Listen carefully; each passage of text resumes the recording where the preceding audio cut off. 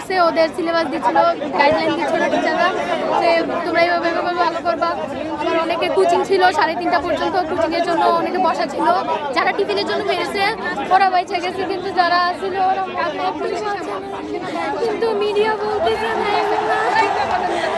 আমি বিমান দেখি নাই, আমার আম্মু দেখছে।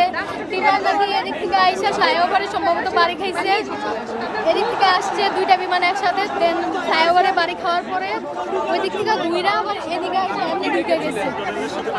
আমি এখানে ছিলাম না, আম্মু যেটা বললো ও ছিল আমার বেস্ট ফ্রেন্ড, তো ওই পাশে আম্মু দাঁড়ান দিয়ে যাওয়ার সময় ভাগ্নিদের নিতে আসছিল, মানুষের শরীর থেকে মাংস আমি গলে জানতাম গলে না আম্মু পড়তেছে। এখানে আছে। এবং যারা ছিল অক্ষত অবস্থায় খুব কমই ছিল, খুব কম ছিল বলতে মানে এবার দিয়ে যারা যাচ্ছিল ওদের হচ্ছে বলা হচ্ছিল যে সাইড হও কিংবা হচ্ছে মিডিয়া যারা ছিল প্রত্যেকেই সংবাদপত্র প্রকাশের জন্য সবাই আসবে, এটা স্বাভাবিক, কিন্তু ওদের উচিত ছিল একটু সাইড হয়ে যাওয়া বা যারা যাচ্ছে ওদের একটু সুযোগ করে দেওয়া।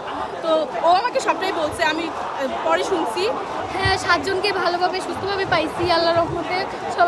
সবাই অনেক বেশি ট্রমাটাইজড, কেউ সারা রাত ঘুমাতে পারে না, সবাই কান্নাকাটি, অবস্থা খারাপ, অনেক ভয় পাইছে। সামনে থেকে দেখছি তো 3 জন ছিল এই বিল্ডিংয়ে, 2 জন ছিল এই বিল্ডিংয়ে, আর 2 জন ছিল এই বিল্ডিংয়ে, 1 জন ছিল এই বিল্ডিংয়ে, 3 জন ছিল। আমার মামাতো বোন ছিল আর আমার ভাতিজা ছিল।